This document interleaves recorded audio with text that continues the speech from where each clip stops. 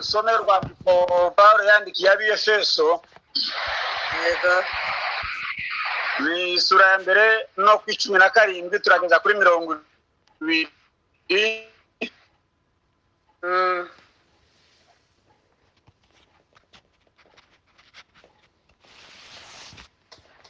turageza kuri 20 yego Bibiri iravuze ngo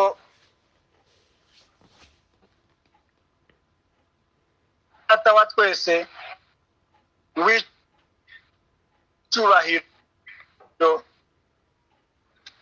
ngo amaso y'imitima yanyu abone uko ahweza mumenye ibyo mwiringizwa n'iyabahamagaye mumenye n'ubutunzi bw'ubwiza bw'ibyo izaragabera 19 mumenye n'ubwinshi bw'imbaraga zayo butagira akagero izo iziha twebwe abayizeye kuko imbaraga z'ububasha bwayo bukomeye ziri 20 izo yakoreye muri Yesu Kristo ubwo yamuzuraga mu bapfuye ikazi buryo tubye bwa Imana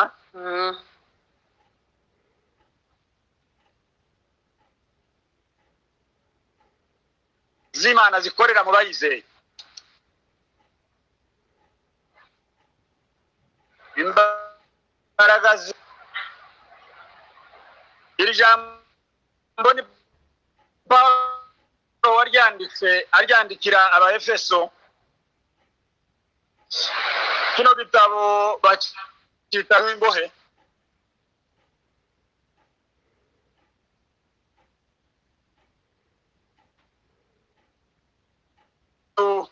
amagambo menshi ariko ndavuga amagambo make yababwiye ngo ashobora kubafasha mu rugenzi bafite rwo kuja mu ijuru kugira ngo umukristo abakomeye abashikamye agere ku rugero rukwiriye ngo abafite aya magambo ane ijambo rya mbere yaravuze ngo Imana ibaho umwuka w'ubwenge bitume muyimenya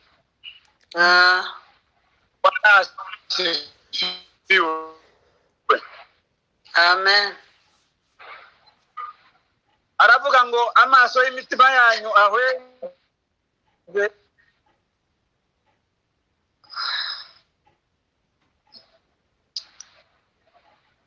ijambo rya gatatu arababwira ngo mumenye ubutunzi bw'abera ijambo rigira kane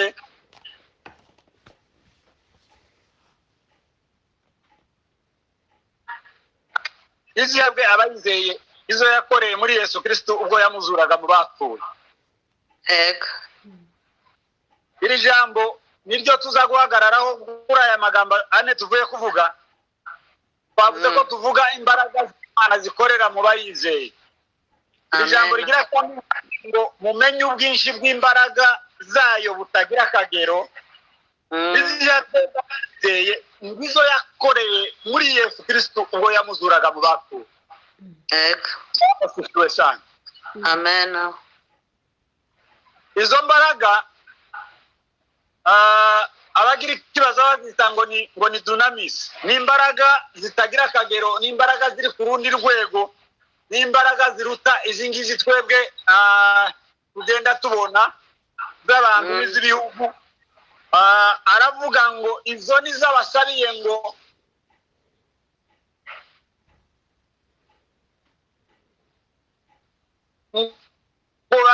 bamenye ubwinshi bweye kandi ubwo yamuzuraga izi mbaraga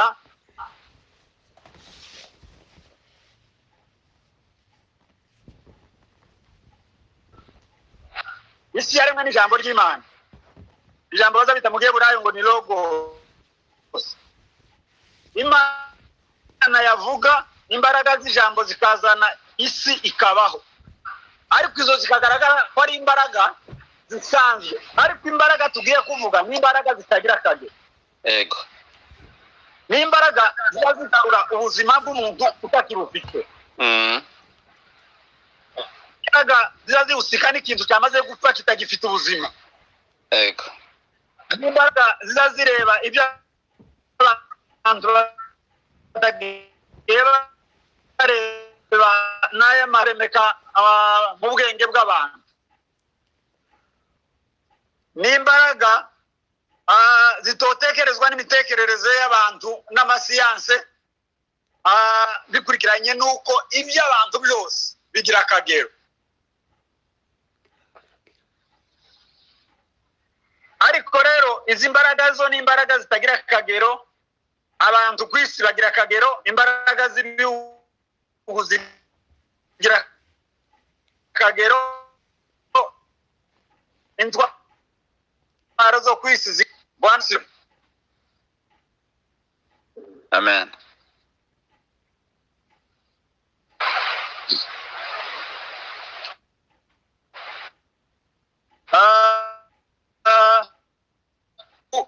Pawulo ngo yakiritse abagiriki, ngo abagiriki bahoraga bavuga ngo mu mibereho y'umuntu, ngo umuntu arashobora kuba umuntu w'igihangange, ngo arashobora kuba umunyembaraga, ngo arashobora kuba umuntu udasanzwe. Ariko Pawulo arababwira ngo ibyo muvuga ni ukwibesha, ngo kuko nari nkomeye mu maso agaragarira abantu, ngo kuko nari nkwiye kwirata Tariso cyangwa Alexandria.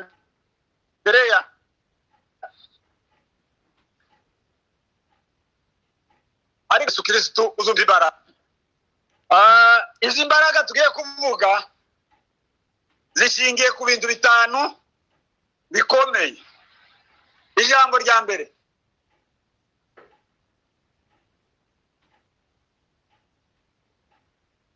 Bibiri zivuga ngo Yesu amaze gupfa, abaroma bari bafite amakuru ko Yesu azazuka, ngo bakora iyo bwakabaga kugira ngo bashyire uburinzi rizasohora rivuga ko ngo azapfa ngo nyuma y'iminsi 3 akazuka. Ariko imbaraga zitagira akagero zaramuzuye mu bapfuye, kandi uburinzi bw'abaroma buhari. Bwana asifiwe sana. Amen. Ziramuzura mu bapfuye, kandi uburinzi bw'abaroma buhari. Ijambo rigira kabiri, iri jambo ngo rishinzwe ngo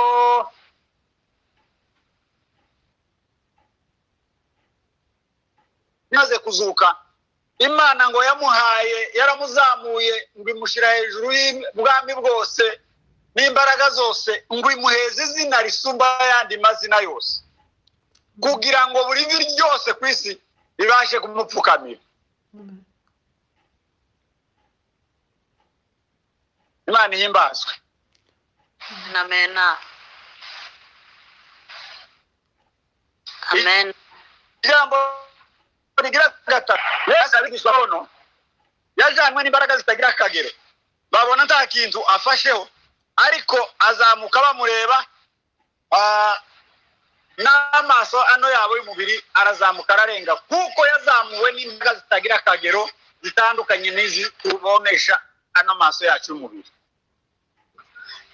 Ijambo rigira kane, izi ngo nizo mbaraga zazikorera mu bizeye. Ikibabaje rero kandi giteye ubwoba,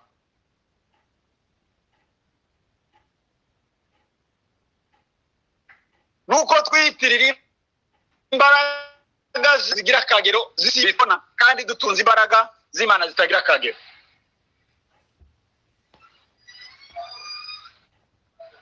Ijambo rigira gatanu,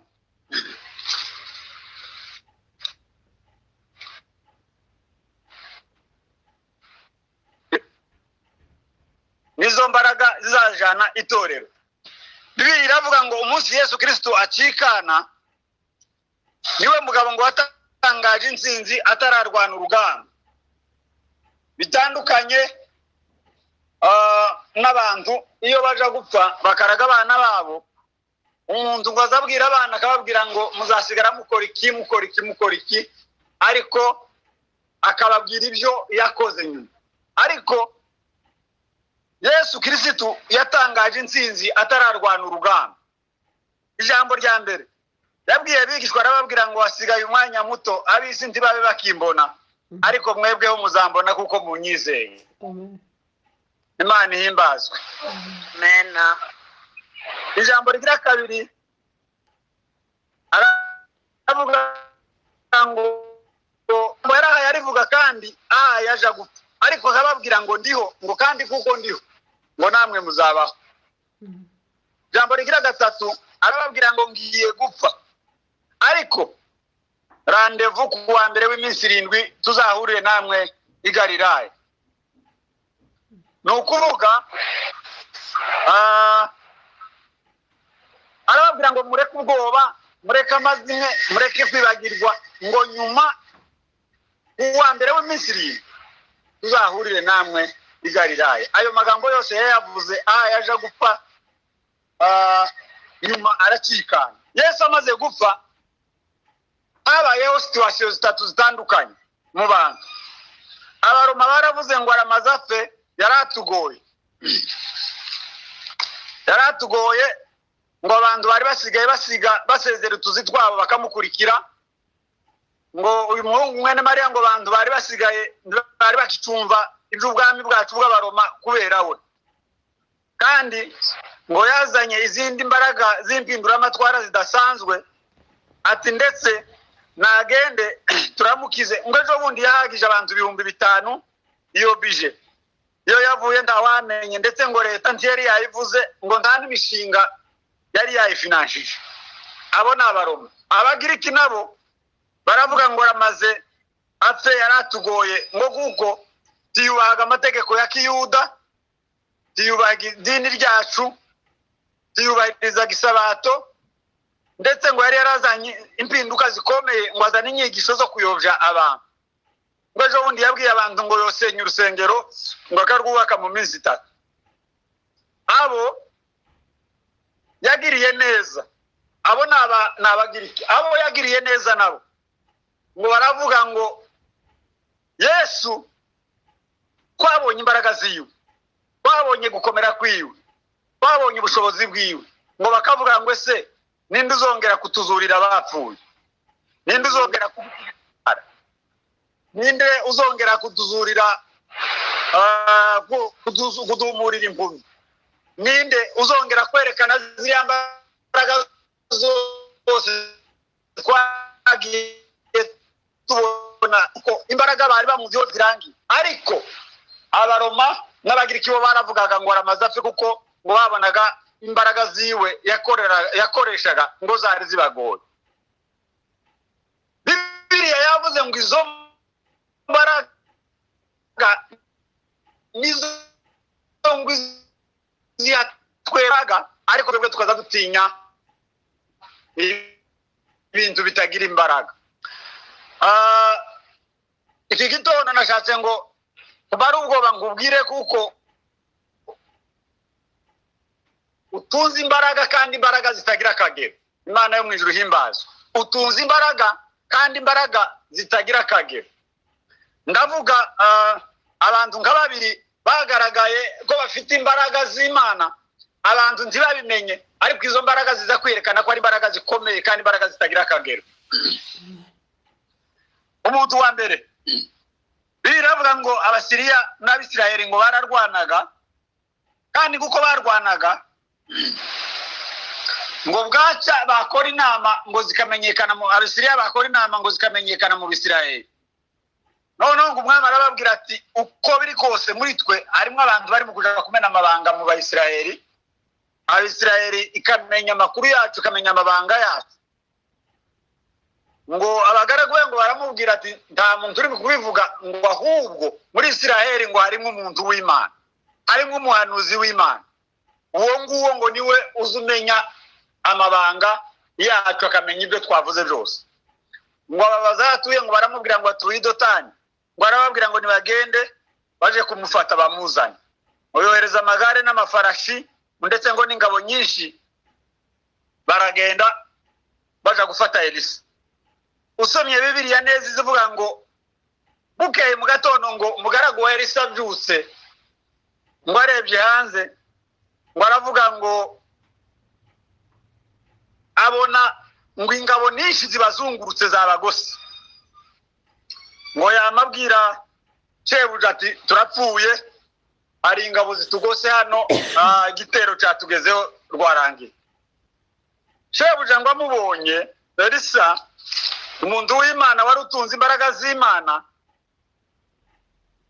amaze kubwirwa ngo biracitse turagira dute, aramubwira ngo witinya, kuko abo turi kumwe nabo ngo ari benshi kuruta abari kumwe nabo.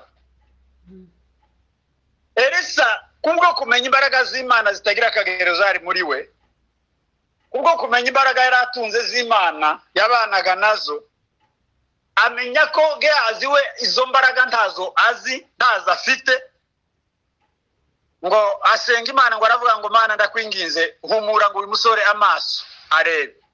Arebye ngo abona ngo amafarashi n'amagare ngo byaka umuriro ngo bigose Elisa. Imana yo mu ijuru ihabwe icubahiro. Amagare n'amafarashi byaka umuriro ngo bigose Elisa.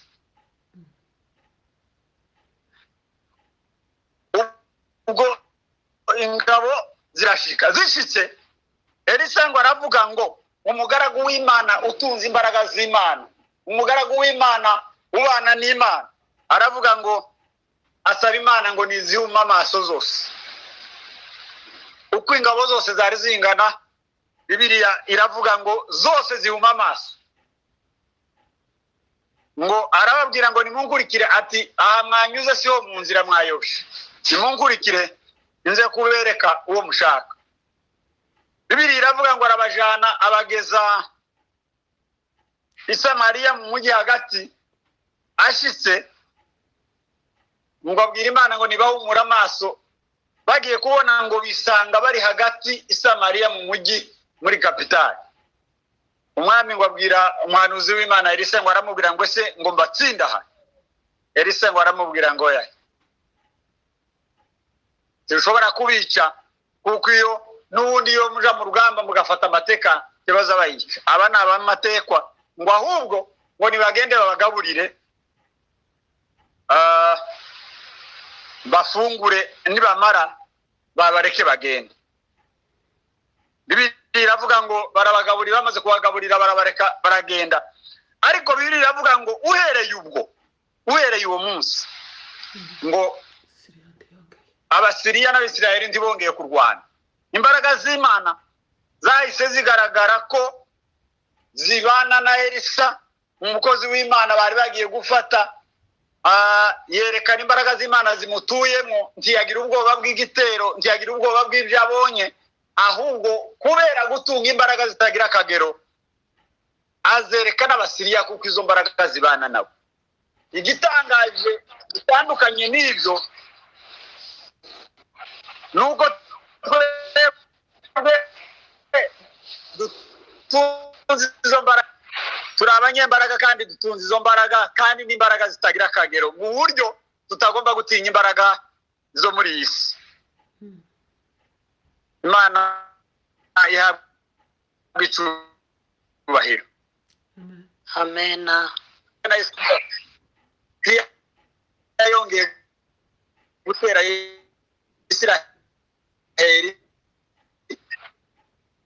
hahise haba umutura kurwana. Imbaraga z'Imana n'umukozi wayo Elisa, imbaraga z'Imana zitagira akagero zikorana n'abayizeye. Bene data, tutunze imbaraga z'Imana, dutunze imbaraga zitagira akagero. Bibiliya yavuze ngo za zindi zazuye Yesu Kristo, izo ngo nizo iziha twebwe abayizeye. Dusomye nanone hano mu gitabo cy'Abami, Bibiliya ivuga inkuru za Eliya umuhanuzi w'Imana, nawe wari utunze imbaraga zikomeye zitagira akagero. Ngo umwami Ahaziya ngo yararwaye, ahanuka ngo ku nzu ya etaje, ngo akurikizaho kuvunika. Bukeye ngo aratuma ngo nibaje kumuraguriza ngo ibigirwamana bya Ekuroni, ngo bamubarize ko azapfa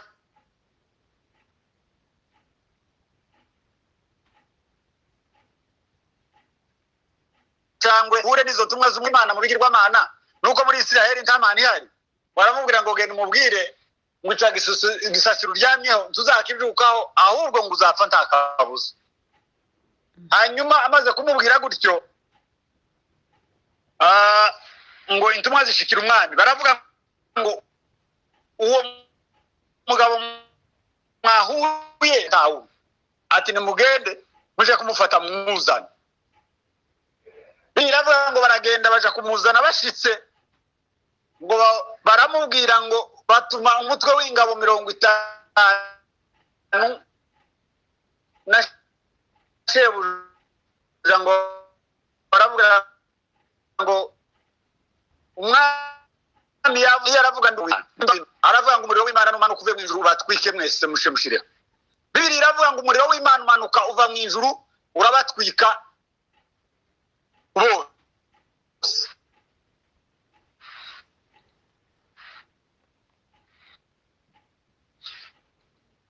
inkuru ngira ngo atuma imbaraga korana n'ubwoko bwayo imbaraga zitagira akagero zibana n'ubwoko bwayo ngo yongera atuma abandi 50 bashyize ngo baramubwira ngo umwami yadutumye ngo izibagana kujana Imana yo mu ijuru himbaza Eliya ngo arababwira ngo nimba ndi umuntu w'Imana nanone ngo umuriro numanuka uve mu ijuru wongera batwike ko muri mirongo barapfa bose barakongo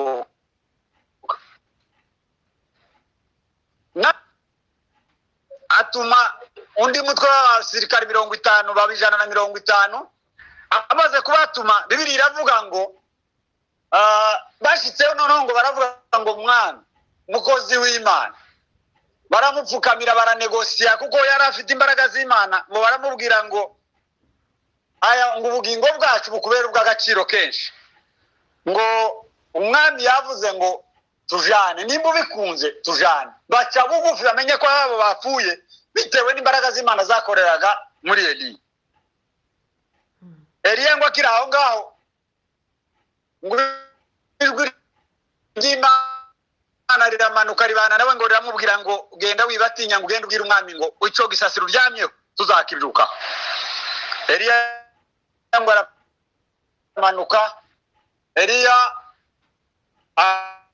agaragariza umwami Ahaziya kuko atunze Imana agaragariza umwami Ahaziya kuko abana n'imbaraga z'Imana imbaraga zigaragara z'abantu zigaragara ko ntazo zihaba igiteye ubwoba kandi gitangaje nuko twitwa ngo dutunze imbaraga z'Imana ariko twamara tugatinya ibintu bidafite imbaraga tugatinya ibintu by'imbaraga nkeye tugatinya ibintu by'agaciro gake Bibiliya yavuze ngo za mbaraga zazuye Yesu Kristo mu bapfuye izo ngo nizo zikorera muri twebwe abayizeye nizo yahaye twebwe abayizeye Ubutumwa bwiza bwa Yohana sura ya 2 n'umurongo wa 16 Bibiliya iravuga ngo ibyare bimwuzuye ibimwuzuye ngo nibyo natwe twahawe Bwana sifiwe sana ibyare byuzuye Yesu Kristo nibyo natwe twahawe Bibiliya ivuga ngo n'ubuntu bugeretse ku bundi buntu imbaraga z'Imana zibana natwe ibuka Gideoni atoranywa hariya ngo aje gukiza ubwoko bwabo yaravuze ngo n'umunyembaraga nkeya avuga ko ari umwana w'umuherezi avuga ko adashoboye ariko Imana yaramubwiye ngo uri umunyembaraga Gideoni wa munyembaraga imbaraga z'Imana ziri kumwe n'abayizeye izo ngo nizo iziya twebwe abayizeye Bibiliya yavuze ngo mumenye ubwinshi bw'imbaraga zayo butagira akagero izo iziya twebwe abayizeye kuko imbaraga z'ubushobozi bwayo ziri kandi Bibiliya ikavuga ngo izo yakoreye muri Kristo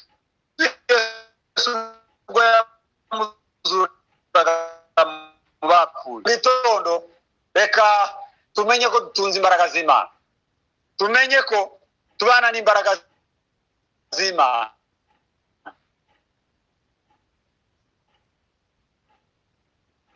tumenye umubiri hari imbaraga nyinshi tugenda tubona niyo Paulo yabwiye ngo bagira iki ngo arababwira ngo birya mwirata byose mukavuga ngo umuntu yoba udasanzwe umuntu yoba umunyembaraga umuntu yoba ukomeye ngo arababwira ngo nanje sinari kwirata Tarso na Alexandria kuko ngo nanje simize make kandi ngo nagaragaraga nk'ukomeye ariko ngo arababwira ngo namenye ko ndambaraga mfite ngo ahubwo nzanshobozwa na Yesu Kristo uzumva imbaraga bene data dutunze imbaraga kandi izo mbaraga zazuye Yesu Kristo mu bapfuye izo nizo yahaye twebwe abayizeye mu bibazo dufite, mu ngorane dufite, mumenye ko turi abanyembaraga, mumenye ko dutunze imbaraga, mumenye ko tubana n'imbaraga zikomeye zitagira akagero.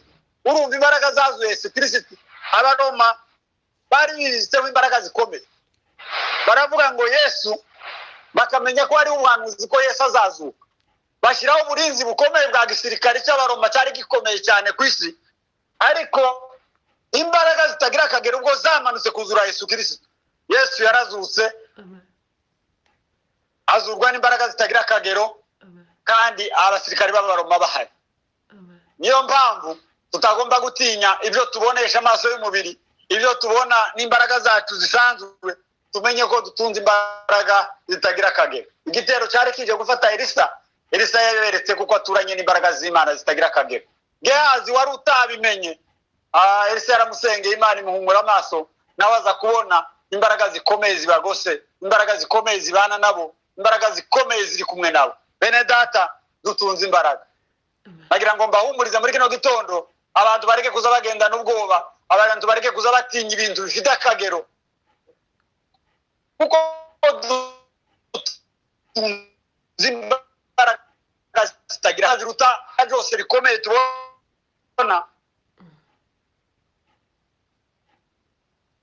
Izo kumwe n'imbaraga z'Imana, kandi izo Bibiliya nta kindi yavuze, ahubwo yavuze ngo yazihaye twebwe abayizeye. Nimba wizeye Imana, izo mbaraga urazifite. Nimba wizeye Imana, izo mbaraga urazitunze. Nimba wizeye Imana, izo mbaraga ubana nazo. Nimba wizeye Imana, uri kumwe nazo.